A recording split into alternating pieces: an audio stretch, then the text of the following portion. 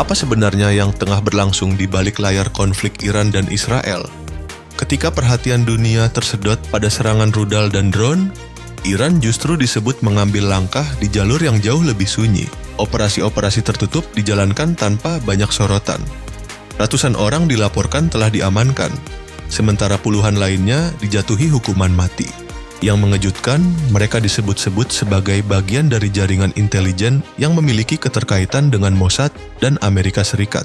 Seiring waktu, sejumlah bukti mulai dikemukakan, mulai dari rekaman, perangkat komunikasi yang diduga digunakan secara rahasia, hingga indikasi adanya aktivitas intelijen yang tersusun rapi.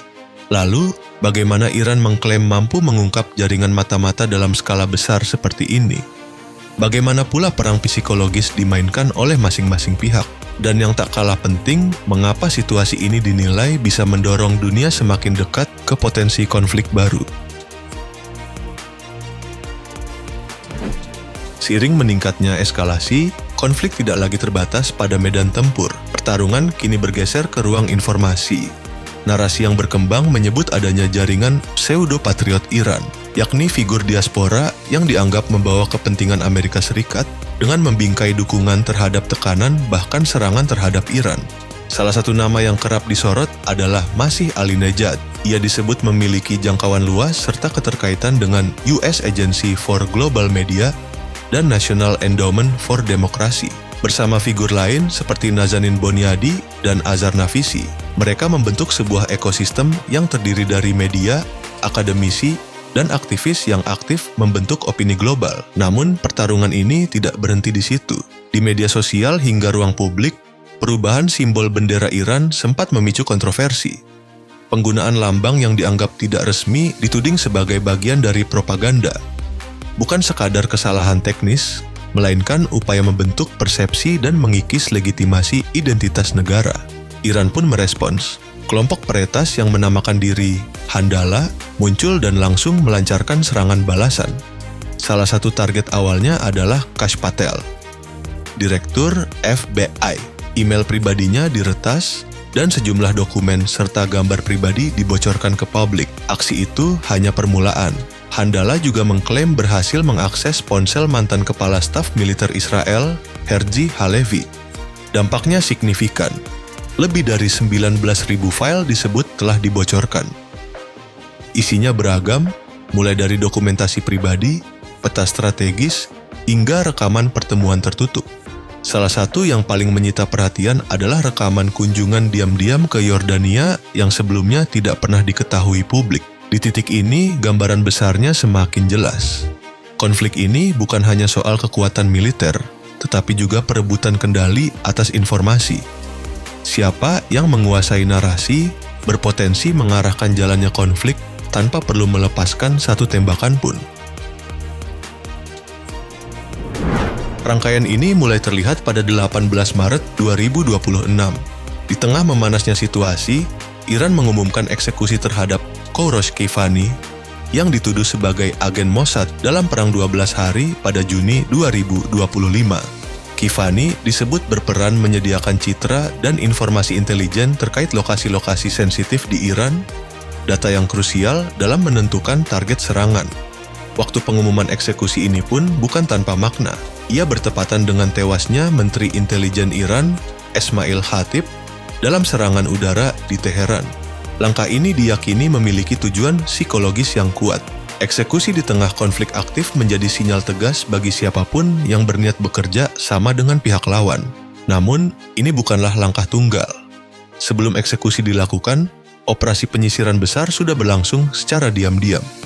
Kepala Kepolisian Iran, Ahmad Reza Radan, mengungkap bahwa sekitar 500 orang telah ditangkap karena diduga terlibat sebagai mata-mata untuk Israel. Dari jumlah tersebut, sekitar 250 orang disebut memiliki posisi strategis, dengan akses yang memungkinkan mereka memberikan informasi sensitif, mulai dari fasilitas militer hingga infrastruktur vital.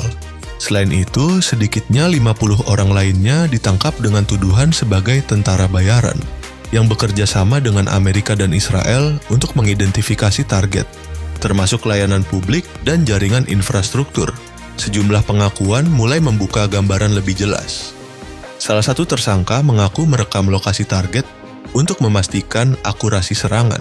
Bahkan ketika serangan tidak tepat sasaran, ia disebut meminta agar target yang sama diserang kembali, menunjukkan adanya koordinasi langsung di lapangan. Kasus lain tak kalah mencolok.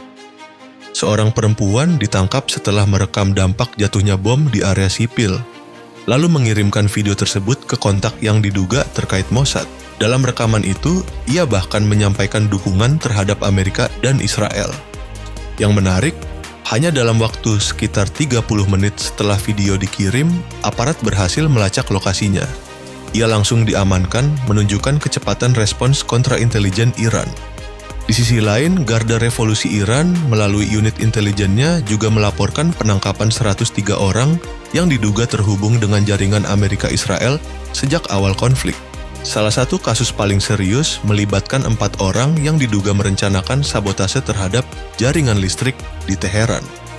Rencana tersebut berhasil digagalkan sebelum sempat dijalankan. Untuk membatasi penyebaran jaringan ini, pemerintah Iran memperketat kontrol informasi secara signifikan. Akses internet dibatasi, bahkan beberapa jalur komunikasi diputus. Dalam operasi lanjutan di awal April, aparat menyita 139 terminal Starlink dan menangkap 46 orang yang diduga terlibat dalam distribusinya. Perangkat yang diyakini digunakan untuk komunikasi sulit dilacak.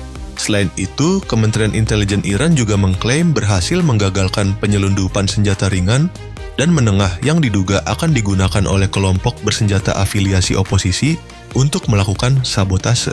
Semua ini menunjukkan satu hal yang konsisten. Konflik tidak hanya berlangsung di udara atau laut, tetapi juga di dalam negeri, di ruang-ruang yang tak terlihat. Dan jika jaringan sebesar ini memang berhasil dibongkar, pertanyaan berikutnya menjadi semakin relevan. Berapa banyak yang masih belum terungkap? Perhatian dunia kini mengarah ke satu titik krusial, Selat Hormuz. Ketegangan di jalur energi vital ini memasuki fase baru, melibatkan bukan hanya Iran dan Amerika Serikat, tetapi juga Cina sebagai aktor penting.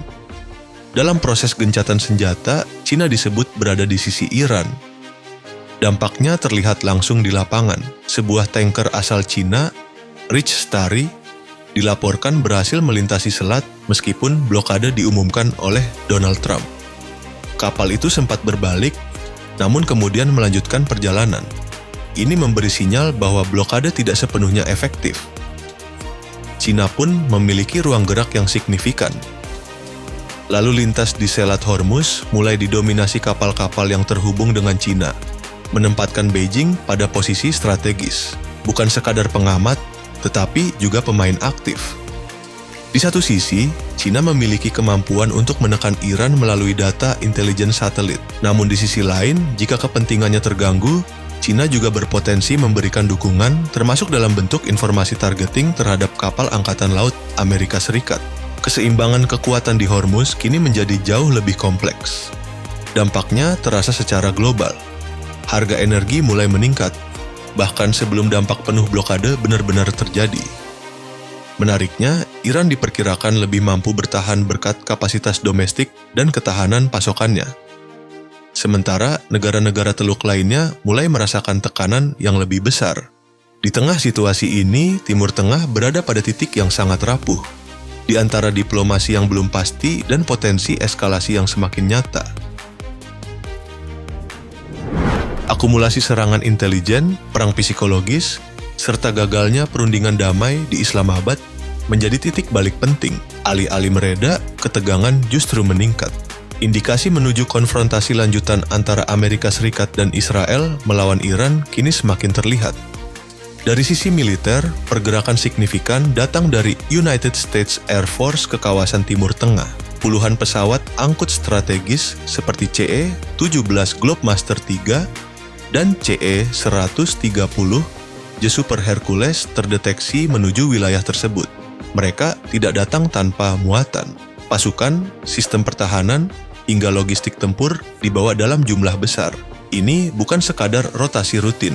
Pola seperti ini dalam berbagai eskalasi sebelumnya kerap menjadi indikator bahwa langkah yang lebih besar sedang disiapkan. Di sisi lain, Iran juga menunjukkan kesiapan.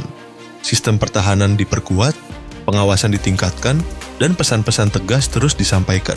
Kedua pihak bergerak dalam arah yang sama, bersiap, dan pada titik ini satu kesimpulan mulai menguat. Kawasan tidak lagi berada dalam fase konflik terbatas. Ia telah mendekati ambang bentrokan baru, yang berpotensi berubah menjadi perang terbuka kapan saja.